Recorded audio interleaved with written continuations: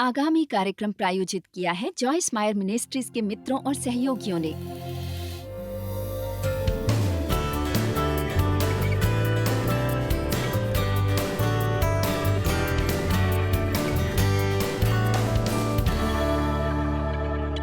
आप जानते हैं कि ये बात और है कि आप विश्वास द्वारा कुछ और पाएं, और ये बात अलग है कि आप कुछ अपने अनुभव द्वारा प्राप्त करें। आप इसे कानूनी तौर पर पाएं, जैसा कि मैं कहती हूँ, बहुत सी आशीषें अधिकार स्वरूप हमारी हैं, क्योंकि मसीह ने प्राण दिए, उसका लहू बहाया गया, उसने एक नई वाचा को सीलबंद किया है अपने लहू द्वारा, और नए सिरे से जन्म लेने वाले विश्वासी के रूप में हम उसके साथ सहवारिस हैं। हमें ये विरासत मिली है, ये कानूनी तौर पर हमारी है, पर कई बार इसे हासिल करना एक मुद्दा बन जाता है लोगों के लिए। इजरायली मिस्र के गुलामी से बाहर निकल कर आए, वे मिस्र में गुलाम थे। ये पाप के गुलाम होने जैसा है। परमेश्वर ने उन्हें एक छुटकारा दिलाने वाला भेजा, यानी मूसा, जो है मसीह, और हम पाप की दास्तां से बाहर निकल कर आए हैं, उस फिरौन की दास्तां से बाहर निकल कर आए हैं, और वो एक ऐसे स्थान की ओर बढ़े जो कहलाता था प्रतिज्ञा का प्रदेश। हम पाप करने के गुलामी से बाहर आए और हम सुनते हैं परमेश्वर की सभी प्रतिज्ञाओं के बारे में और सीखते हैं इन्हें जीवन में अंगीकार करना। इजरायलियों को एक ऐसे स्थान से गुजरना पड़ा जिसे बाइबल में कहा गया है निर्जन प्रदेश। ये 11 दिन की यात्रा थी। यदि रास्ता मापा जाए तो ये उस निर्जन प्रदेश के सीधे पार दूसरी ओर था। हालांकि इनको इसमें 40 लंबे कष्टदायी और पीड़ादायी वर्ष लग गए, इससे पहले कि उनमें से कुछ इसमें प्रवेश कर पाते। उनमें से ज्यादातर जा नहीं पाए उस निर्जन प्रदेश में। उन कई लाखों में से जो बाहर आए थे, तकरीबन 15 लाख लोग ही बाल बच्चों समेत उस प्रतिज्ञा के प्रदेश में प्रवेश कर पाए। यहोशू, कालेब और कुछ बच्चे जो उस समय जवाबदेही की उम्र के नहीं थे, जब अंत में परमेश्वर उनसे इतना तंग आ गए कि उन्होंने कहा, तुम प्रवेश नहीं करोगे प्रतिज्ञा के प्रदेश में। अब हम अपने सिर हिलाते हैं और सोचते हैं, कैसी मूर्खता है, मूर्खता मूर्खता मूर्खता। अगर ये केवल 11 दिन की यात्रा थी तो तुम्हें वहां पहुंचने में 40 साल कैसे लग गए? पर हमें जागने की जरूरत है और इससे सबक लेने की जरूरत है। हम में से बहुत से इसी तरह एक ही पर्वत के गिर्द लंबे अरसे से भटकते रहे हैं, और आज आपके लिए मेरा वचन है कि समय आ गया है कि आप इससे गुजर जाएं और जल्दी आगे बढ़ें प्रतिज्ञा के प्रदेश की ओर। इसलिए उन्होंने सोचा कि उनके शत्रु ही उनकी समस्या थी। ये थे इजरायली और हित्ती, जेबेस्टी और कनानी, ऐसे कई आइट्स। हम सब के अपने अपने किस्म के आइट्स हैं। ये शायद हो बुरापती आइट्स, गुस्से से भरे पड़ोसी आइट्स, बीमारी आइट्स, गरीबी आइट्स, बुरा अतीत आइट्स, पर हम सब के अपने अपने आइट्स हैं। हमारी समस्या है शैतानाइट्स। यदि वो मुझे अकेला छोड़ दें, यदि ये, यदि वो, यदि कुछ। पर जब मैंने ये अध्ययन शुरू किया बहुत साल पहले और इस पर बहुत गहरी खोज की, मैंने जाना बहुत स्पष्ट रूप से कि शास्त्र वचन से हम सीख सकते हैं कि ये उनके शत्रु नहीं थे जो उनकी समस्या थे। क्योंकि आप देखें, परमेश्वर हमारे विरुद्ध हो सकता है। इस संसार में ऐसा कुछ भी नहीं है जो हमें हरा सके यदि परमेश्वर हमारी तरफ है, और परमेश्वर उनकी तरफ थे। उन्होंने उनसे कहा था कि यदि तुम वो करोगे जो मैं तुमसे करने को कह रहा हूं, तो तुम इस मरुस्थल को शीघ्र पार कर सकते हो और मेरी प्रतिज्ञाओं का आनंद ले सकते हो। पर उन्होंने ऐसा नहीं किया। ये उनके शत्रु नहीं थे, ये कनानी नहीं थे, ये परिज्जी नहीं थे, हित्ती नहीं थे, सभी शत्रु। ये उस प्रदेश के दानव भी नहीं थे। ये थी उनकी गलत मनोदशा और उनका गलत रवैया। उन्हें पता नहीं था कि कैसे सोचें, जिस तरह की परमेश्वर चाहते थे कि वे सोचें। आप पूरी तरह दास्तां से निकलने की अपनी राह सोच सकते हैं, अपनी आजादी की राह, यदि आप सोचना सीख लें जिस तरह परमेश्वर चाहते हैं कि आप सोचें। ये असंभव ही है कि गुलामी का सोचते हुए आप विजय पा सकें। ये असंभव है कि होश रहा जाए और सोचा जाए उदासी के बारे में और अवसाद के बारे में। पाप से मुक्त होना असंभव है यदि आप सोच रहे हैं कि आप पाप की गुलामी में हैं। इसका एक बहुत बड़ा उदाहरण मिलता है रोमियो अध्याय 6 वचन 2 में। पौलुस ने कहा, कदापि नहीं, हम जब पाप के लिए मर गए तो फिर आगे को उसमें जीवन कैसे बिताएं? बाइबल हमें बताती है कि जब मसीह मरे तो हम उनमें मर गए थे। वो पाप को क्रूस पर ले गए, हम पाप के प्रति मर चुके और धार्मिकता में जीवित हो उठे। आप जानते हैं इसका क्या मतलब है? आपका एक भाग है, नए सिरे से जन्मा भाग। वो पाप से कोई सरोकार नहीं चाहता, वो पाप के लिए मर चुका। इसीलिए अब जब आप पाप करते हैं ये आपको परेशान करता है। आपने परवाह नहीं की, आपको ये अच्छा लगा, आपने इसका आनंद लिया। पर एक बार जब आप नए सिरे से जन्म ले लें, अब आपकी नई समस्याएं हैं, क्योंकि अब आप आराम से और पाप नहीं कर सकते। ये आपको दुखी कर देता है। आप अभी भी शरीर को उठाए घूम रहे हैं और मन जो नया नहीं हुआ, बुरी अनियंत्रित भावनाएं और एक जिद्दी इच्छाएं जिन पर काम करने की जरूरत है, परमेश्वर और पवित्र आत्मा को, जो असल में हमारा निर्जन प्रदेश है, हमारा प्राण, जब तक कि वे परमेश्वर के वचन द्वारा दोबारा नया नहीं हो जाता, ये हमारा निर्जन प्रदेश बना रहता है। हमें ये सीखने की जरूरत है कि परमेश्वर को ये कैसे करने देना है जो हमारी आत्मा में है। वो इस छोटी सी जगह में नहीं रहना चाहते जो हमारी आत्मा है। वो बाहर निकलकर हमारे मन में, हमारी भावनाओं में आना चाहते हैं, समाना चाहते हैं, हमारी आर्थिक स्थिति में, संबंधों में, मनोरंजन में, और चाहते हैं कि वो आपके माध्यम से दिखें एक तेज चमकदार ज्योति के रूप में।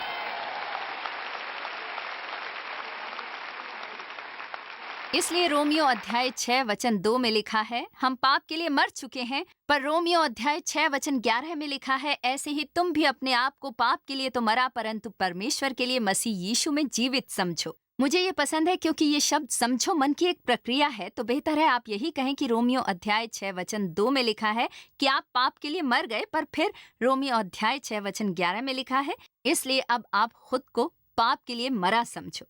और गीत गाइए मसीह में आजाद होने के लिए। पर फिर हम पाप से डरते हैं।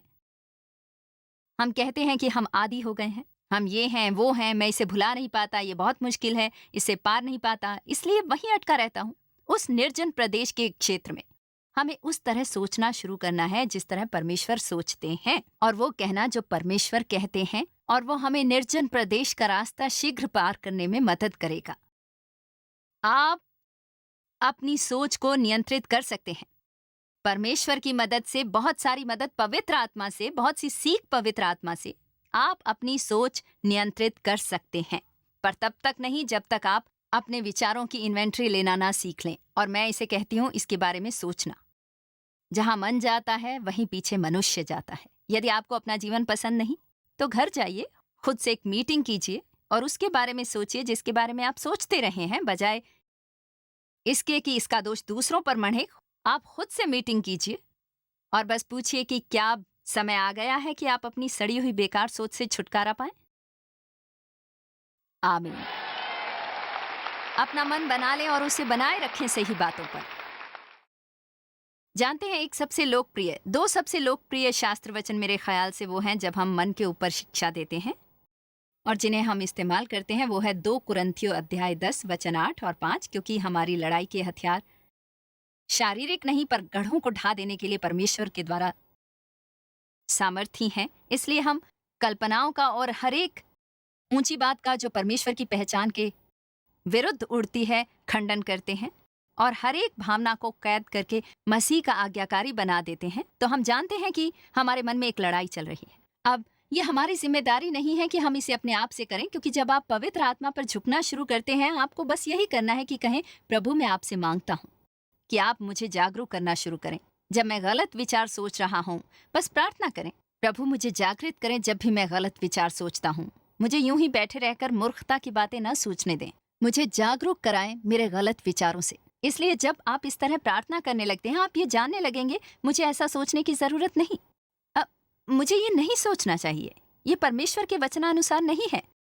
और जिस तरह आपके मन के वो गढ़ डहते हैं, वो है आपका परमेश्वर के वचन का वफादार विद्यार्थी बनने द्वारा। ये उसी का हिस्सा है जो आप आज कर रहे हैं। मैं आपकी प्रशंसा करती हूँ कि आप सब यहाँ आए। आप कहीं और भी जा सकते थे, पर आप यहाँ पर आए और आपने कई किस्म की चीजें की होती। आप शायद बाहर जाते अपनी तनख्वाह को खर्च करते हुए कुछ ऐसी चीजों पर जो आपका कुछ भला नहीं करती, या आप कई किस्म की जगहों पर होते। आप घर पर रह सकते थे आराम करने के लिए, क्योंकि आप काम करते करते थक गए होते हैं। पर आप सब यहाँ आए इतनी भारी तादाद में, अपने बाकी सब काम छोड़कर परमेश्वर का वचन सुनने के लिए और उसकी महिमा के लिए। मैं आपकी प्रशंसा करती हूँ। पर मुझे आपको ये भी बताना होगा कि मेरा आपको निराश करने का इरादा नहीं। ये काफी नहीं है आपके लिए विजय में चलते रहने के लिए। आपको सुबह उठकर कुछ और अध्ययन करना पड़ेगा, कुछ प्रार्थना करनी होगी, कुछ भक्ति करनी होगी, अगले दिन चर्च जाना होगा, शायद अगली रात भी जाना पड़े। अगले हफ्ते मिड वीक सर्विस पर जाएं, 5 दिन मेरा टीवी प्रोग्राम देखें। अगले हफ्ते अपने आईपैड पर कुछ पाएं, अपने आईफोन पर कुछ पाएं। बस वचन का अध्ययन करते रहें, वचन वचन वचन वचन। और जल्द ही आप एक अलग तरीके से सोचने लगेंगे, दूसरों से बिल्कुल अलग तरीके से। रोमियो अध्याय 12 वचन 2 में लिखा है, इस संसार के सदृश ना बनो, परंतु तुम्हारे मन के नए हो जाने से तुम्हारा चाल चलन भी बदलता जाए, जिससे तुम परमेश्वर की भली और भावती और सिद्ध इच्छा अनुभव से मालूम करते रहो। Thank you, I love you too. यिर्मयाह अध्याय 4 वचन 14 में लिखा है, तुम कब तक व्यर्थ कल्पना करते रहोगे। मुझे ये बहुत पसंद है। यिर्मयाह अध्याय 4 वचन 14, तुम कब तक व्यर्थ कल्पनाएं करते रहोगे। तो पहली बात जो मैंने ढूंढी वो ये थी कि मुझे महसूस हुआ कि इजरायलियों के लिए जीवन एक समस्या थी, जिसने उनके लिए इसमें और इजाफा किया कि उन्हें विजय पाने में इतनी देर लग गई, और ये भी कि उनमें से कितनों को विजय हासिल हो ही नहीं सकी। क्या आप जानते हैं, अफसोस बहुत सारे लोग हैं जो जरूर यीशु में विश्वास करते हैं और वे स्वर्ग जाएंगे, पर वे कभी भी यहाँ धरती पर विजय का आनंद नहीं ले पाएंगे। क्या आपको पता है, स्वर्ग जाने के लिए आपको विजय की जरूरत नहीं, आपको उद्धार प्राप्त हुआ है मसीह के लहू द्वारा, पर आपकी यात्रा का आनंद लेने के लिए आपको विजय की जरूरत है। किसी और के लिए सही गवाही देने के बजाय आपको ये देखने की जरूरत है कि आपके जीवन में ये काम करता हो। आमीन। तो पहली चीज जो मैंने देखी वो ये थी कि उनमें भविष्य के लिए सकारात्मक सोच नहीं थी। वो हमेशा अतीत के बारे में बातें करते रहते थे। उन्होंने सोचा कि उनका अतीत उनके भविष्य को समर्पित है। और मैं यहाँ आपको ये बताना चाहती हूं कि चाहे आपके अतीत में आपके साथ कुछ भी हुआ हो, कोई फर्क नहीं पड़ता कि इस समय आपके जीवन में क्या हो रहा है। इसमें कोई सामर्थ्य नहीं कि आपको शानदार भविष्य पाने से रोक सके। इसमें कोई सामर्थ्य नहीं कि आपको शानदार भविष्य पाने से रोक सके, यदि आप आत्मा में देखना सीख लें। बाइबल में लिखा है यशायाह 11 में कि यीशु ने नहीं देखा और बातों का फैसला किया अपने कानों से सुनने पर और अपनी आंखों से देखने पर। उन्होंने आत्मिक आंखों से देखा और उन्होंने अपने आत्मिक कानों से सुना। और हम सबके कान हैं हमारे सर पर और आंखें हैं हमारे माथे पर हमारे पास आत्मिक कान और आंखें भी हैं। हमारी कुदरती आंखों द्वारा हम वो देखते हैं जो हमारे आसपास हो रहा है, हम देखते हैं जो हमारे जीवन में हुआ है, पर अपनी आत्मिक आंखों द्वारा हम वो देख सकते हैं जो हम इन आंखों द्वारा नहीं देख सकते, एक विश्वास के रवैये से। और परमेश्वर कहते हैं कि मैं एक अच्छा भविष्य पा सकता हूँ। हाल ही में मैं एक स्टारबक्स में थी, यूटा में किसी जगह, और एक औरत ने मुझे पहचान लिया, मुझसे कुछ बात करने लगी। उसने कहा, मैंने तुम्हारी मिनिस्ट्री को लिखा था और तुम्हें सब कुछ बताया था अपनी समस्याओं के बारे में, फलां फलां फलां। हाँ, मैं तुम्हें बताती हूँ। उसने कहा, मेरे जीवन में मैं बस के नीचे फेंक दी गई। बेशक उससे मैंने ये नहीं कहा क्योंकि मैं उसकी भावनाओं को ठेस नहीं पहुंचाना चाहती थी, पर जब मैं वहां से गई मैंने कहा मैं भी फेंकी गई थी, पर अब मैं उसे चला रही हूँ।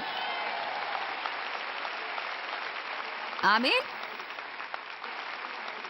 तो वो बस इस पर रुक गई कि मैं बस के नीचे फेंकी गई। और मैं आपको बता दूं कि वो आज भी कहीं बैठी होगी किसी को अपनी यही दुख भरी कहानी सुनाते हुए, 1 साल बाद, 5 साल बाद भी, 10 साल बाद भी, और उसकी कहानी में दिन दिन में कड़वाहट भरती जा रही होगी और वो और भी बदतर होती जा रही होगी क्योंकि उसके जीवन में उसके बदलने की कोई उम्मीद नहीं थी। मैंने उसे थोड़ा बहुत बताने की कोशिश की कि परमेश्वर चीजें बदल सकते हैं, तुम्हें परमेश्वर पर भरोसा करना चाहिए। पर हर बार मुझे एक ही बात वापस मिली, किसी न किसी किस्म का बहाना। उसका केस एक स्पेशल केस था, ये किसी और केस की तरह नहीं था। कोई भी ऐसा नहीं था जिसके साथ उस जैसा बुरा हुआ हो। वो बस के नीचे फेंक दी गई और सभी चारों पहिए उसके ऊपर बैठे थे और उसकी उस बस से निकलने की कोई इच्छा भी नहीं है। पर मैंने उस बेकार बस को चलाने का फैसला किया। और आप भी ऐसा ही कर सकते हैं। मैं आपको कुछ बता दूं, ये ऐसा कुछ नहीं जिसका फैसला कोई आपके लिए कर सकता है। ये ऐसा है जिसके लिए आपको स्वयं पक्का इरादा करना है। हम उदाहरण स्वरूप उत्पत्ति अध्याय 13 देखते हैं। चलिए, हम यहाँ एक व्यक्ति अब्राहम को देखते हैं जिसने सब कुछ गंवा दिया और फिर भी अंत में उसे उससे कहीं ज्यादा मिला जो उसने गंवाया था। क्या आप जानते हैं कि परमेश्वर की आर्थिक व्यवस्था में आप वो हर चीज गंवा सकते हैं जो आपकी है, यदि आप उसे विश्वास की आंखों से देखना सीख लें। आप अंत में उससे कहीं ज्यादा पा सकते हैं जो आपने गंवाया। अय्यूब ने सब कुछ गंवा दिया था। उसे इतने भयंकर कष्ट हुए और अंत में परमेश्वर ने उसे दुगना दिया जो उसने गंवा दिया था। अब्राहम ने अपने भतीजे लूत को आशीष दी थी, उससे वो सब साझा करके जो सब उसके पास था, और फिर वो दोनों इतने समृद्ध हो गए, ढेरों मवेशी, नौकर चाकर, इतने समृद्ध कि वो आपस में निभा नहीं पा रहे थे। इसलिए अब्राहम लूत के पास गया और उसने पहल की। वो एक मेल कराने वाला बनना चाहता था। उसने कहा, मैं तुझसे विनती करता हूं कि हम दोनों में कोई झगड़ा ना हो। तुम फैसला करो कि जमीन का कौन सा भाग तुम लेना चाहते हो और मैं वो लूंगा जो तुमने नहीं लिया। अब ये विनम्र रवैया था, क्योंकि मैंने कहा होता पहले वो मैं लूंगा जो मुझे चाहिए, क्योंकि तुम्हारे पास कुछ भी ना होता यदि मैंने तुम्हें वो ना दिया होता। पर जाहिर है अब्राहम एक परमेश्वरीय व्यक्ति था। शायद यही एक कारण रहा हो कि परमेश्वर ने उसके साथ वाचा क्यों बांधी और उसे वैसे इस्तेमाल किया जैसे उन्होंने किया। यकीनन यदि आप अध्याय 13 पढ़ें, लूत ने अपने लिए यर्दन की घाटी का सबसे अच्छा भाग चुना और अब्राहम को बाकी बचा खुचा लेना पड़ा, इसलिए वो अच्छी स्थिति में नहीं था। तो वचन 14 में वहां लिखा है, जब लूत अब्राहम से अलग हो गया तब उसके पश्चात यहोवा ने अब्राहम से कहा, आंखें उठाकर जिस स्थान पर तू है वहां से उत्तर, दक्षिण, पूरब, पश्चिम चारों ओर दृष्टि कर, क्योंकि जितनी भूमि तुझे दिखाई देती है उस सब को मैं तुझे और तेरे वंश को युग युग के लिए दूंगा।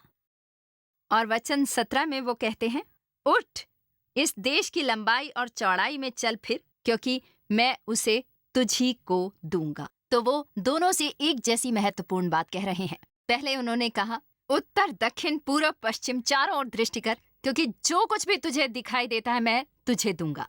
अब जाहिर है वो उससे कह रहे थे कि वो अपनी वास्तविक नजरों से उसे देखे, पर मेरा मानना है परमेश्वर आपसे भी कह रहे हैं, भविष्य में देखिए आप अपने जीवन के लिए क्या देखते हैं विश्वास से। क्या आप स्वयं को कर्ज से मुक्त देखते हैं? क्या आप अपने लिए खुद का घर देखते हैं? क्या आप अपने को नई कार के साथ देखते हैं? क्या आप स्वयं को एक बेहतर नौकरी में देखते हैं? क्या आप खुद को बहुत सारे लोगों के लिए आशीष बनते देखते हैं? क्या आप अपने सपनों को जीता जागता देखते हैं, चाहे वो सपना कुछ भी हो? जब तक कि ये परमेश्वर का सपना भी है, आप उस सपने में जी सकते हैं। क्या आप इसे देख सकते हैं? यदि आप इसे देख नहीं सकते तो आप इसे कभी हासिल नहीं कर सकते। फिर उन्होंने उससे कहा, जो कुछ भी तुझे दिखता है वो मैं तुझे दूंगा। अब आप जाओ और उस पर काम करो और उसे हासिल करो। इसका मतलब है आपको कुछ एक्शन लेना है। मुझे एक सपना आया, परमेश्वर द्वारा दिया गया सपना कि मैं सुसमाचार का प्रचार करूं। यह कुछ ऐसा था जो परमेश्वर ने मेरे हृदय में उत्पन्न किया बहुत पहले 1976 में। मैं इतना आश्चर्यचकित रह गई कि कोई एक शास्त्र वचन लेकर मरकुस की पुस्तक से और पूरा 1 घंटा उस पर प्रचार कर सके और आपका ध्यान खींचे रहे। और मुझ में भी ये इच्छा बलवती हुई, ये सोचते हुए कि उस समय मैं किस स्थिति में थी, तो ये परमेश्वर ही हो सकते थे मुझे ऐसा सपना दिखाने वाले, और कोई नहीं। मेरा मतलब मैं तो नहीं थी। आप कह सकते हैं मैं इसके लिए इच्छुक कैंडिडेट थी ही नहीं कि मैं ये सब करती। तो परमेश्वर आपके हृदय में कुछ ऐसी बातें डालते हैं जिनका आपके मन में कोई अर्थ नहीं निकलता, इसलिए आप नहीं जी सकते अपने उस मन द्वारा जो नया ना हुआ हो। परमेश्वर आपको ऐसी बातें दिखाएंगे जो आपके लिए संभव हैं, पर जब आप वचन को पढ़ते हैं तो आपको ये मानना होगा कि यह आपके लिए है, बल्कि ये भी कि ये एक स्पेशल ग्रुप के स्पेशल लोगों के लिए है। वचन में हर प्रतिज्ञा आपके लिए है, वो सब आपके लिए है। परमेश्वर आपको आशीष देना चाहते हैं, आपको उन्नति देना चाहते हैं, आपको ऊपर उठाना चाहते हैं, आपका इस्तेमाल करना चाहते हैं। परमेश्वर आपको चंगा करना चाहते हैं। आमीन। पर आपको ये देखना होगा, आप इंतजार नहीं कर सकते उन्हें इन आंखों से देखने के लिए विश्वास करने से पहले। आपको अपनी आत्मिक आंखों से देखना होगा, फिर अंत में आप इन आंखों से भी देखेंगे। मैं मिसूरी में रहती हूं, जो कहलाती है शो मी स्टेट। तो परमेश्वर की अर्थव्यवस्था में आपको पहले विश्वास करना पड़ता है, विश्वास की आंखों से देखना पड़ता है, फिर अंत में आप इसे आत्मा में देखेंगे। पर साथ ही हालांकि विश्वास द्वारा मैं इसका दावा करती हूं जो मैंने कहा कि परमेश्वर ने मुझसे बात की और मुझे दिया और मैं उन प्रतिज्ञाओं को अपना होने का दावा करती हूं, मुझे अभी भी जाना होगा उस जमीन पर अधिकार के लिए। अब ये शब्द अधिकार करना एक दिलचस्प शब्द है, क्योंकि यदि आप इसका अध्ययन करें तो इसका मतलब होता है कि हालिया रहने वालों को वहां से हटाया जाए और फिर जमीन ली जाए। इसलिए उस प्रतिज्ञा के प्रदेश में शत्रु थे और वो शत्रुओं से निपटना नहीं चाहते थे, इसलिए वो अंदर नहीं जा रहे थे और बस इर्द गिर्द भटकते रहे, इंतजार करते रहे कि परमेश्वर शत्रुओं का कुछ करेंगे इससे पहले कि वो अंदर जाएं, जो परमेश्वर ने उन्हें हासिल करने को कहा था। अब यहाँ एक दिलचस्प मुद्दा है। असल में 2 साल में वो प्रतिज्ञा के प्रदेश की सरहद तक पहुंच गए थे। यदि मैं आपको व्यवस्था विवरण अध्याय 1 पर ले चलूं, जो मेरे ख्याल से मैं इसी समय ले चलती हूं। व्यवस्था विवरण अध्याय 1 वचन 20।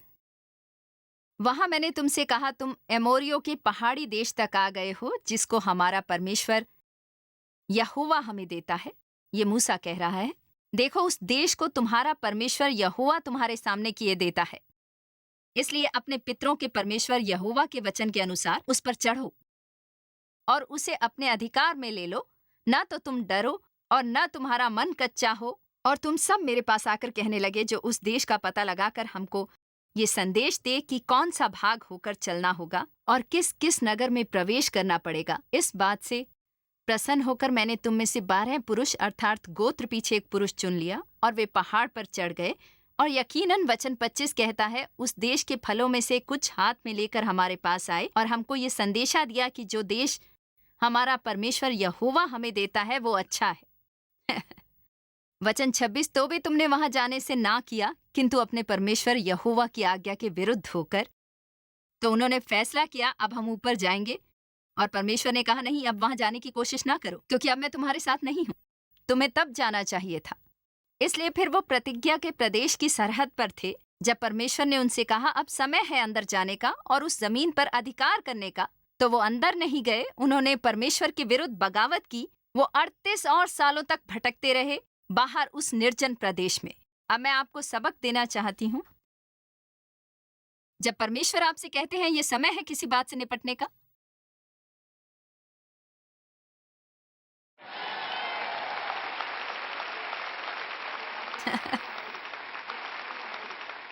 जब परमेश्वर आपसे कहते हैं समय आ गया है किसी बात से निपटने का, तब इस पर अभिषेक भी होता है। उसी समय उससे निपट लीजिए और आप इसे टाल नहीं सकते कि कोई और सुविधाजनक समय आएगा या ऐसा समय जब आप सोचें कि यह आसान होगा या आप तैयार होंगे, क्योंकि शायद तब आप फैसला करें कि पता है मैं सचमुच तंग आ गया हूं इसे झेलते हुए। शायद तब आपको पता चले उस समय आपके ऊपर परमेश्वर का अभिषेक नहीं। हमें यह पता लगाना है कि परमेश्वर हमारे जीवन में कुछ बातों को स्पर्श करते हैं कि हम उसे गंभीरता से लें। यदि आप जानें कि परमेश्वर आपसे किसी बुरे रवैये के बारे में निपट रहे हैं, फिर इससे निपट लीजिए। यदि आप जानें कि परमेश्वर आपसे निपट रहे हैं क्षमा ना करने के बारे में, फिर बहाने मत बनाइए। मैं आपको बताती हूँ कि कठिन क्या होता है। लोगों से नफरत करना वो कहीं ज्यादा कठिन है बजाय लोगों को क्षमा करने के। क्षमा करना आसान है नफरत और कटुता के। मुश्किल है हर वक्त उस जहर से भरे रहना। यदि परमेश्वर आपसे निपट रहे हैं किसी ऐसी आदत के बारे में जो आप में है, जो एक विनाशकारी आदत है, यदि परमेश्वर इसकी ओर इशारा कर रहे हैं, फिर आपको ये सोचने की जरूरत भी नहीं कि आप ये नहीं कर सकते, क्योंकि परमेश्वर कभी भी आपसे निपटने नहीं वाले आपको बिना सक्षम किए कि आप पूरी तरह जा सके विजय की ओर सक्षम होकर। पर आपको इस पर विश्वास करना है। तो मैं आपसे कुछ साझा करना चाहती हूँ जो मेरे ईमेल में आया। कार्ल लिखता है विस्कॉन्सिन से और कहता है, जब तक मैं 9वीं क्लास तक पहुंचा मैं जीवन की कई कठिनाइयों से भाग रहा था। बच्चे स्कूल में मुझे चिढ़ाते थे क्योंकि मैं नाटा था और मेरे दादा ने मुझे 9 साल की उम्र में पहला ड्रिंक दिया, जिससे मुझे इसकी आदत लग गई और 7 महीने के लिए मुझे जेल हो गई। बहुत साल बाद मैंने जॉयस को एक कॉन्फ्रेंस में बोलते देखा और तब से मैं उनके प्रोग्राम सुनता रहा हूँ। मैंने सीखा है एक मसीही जिंदगी कितनी शानदार हो सकती है यदि आप आत्मा के फल में चलें और परमेश्वर के वचन का अध्ययन करें एक जीवन शैली के रूप में। अब मैं इस पर जोर दे रहा हूँ इसे अपनी जीवन शैली बनाने के लिए। पता है, अपने मन को नया करने के लिए अपने अतीत को भूल जाना होगा और अपनी आत्मिक आंखें लगानी होंगी और परमेश्वर के वचन में चलना होगा।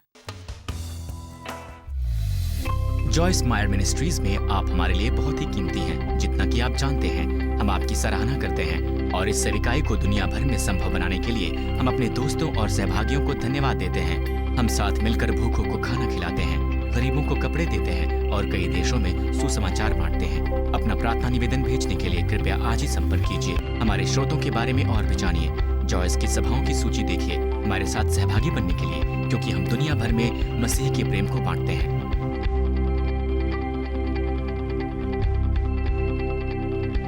इसका खर्च उठाया है जॉयस मायर मिनिस्ट्रीज के मित्रों और सहयोगियों ने।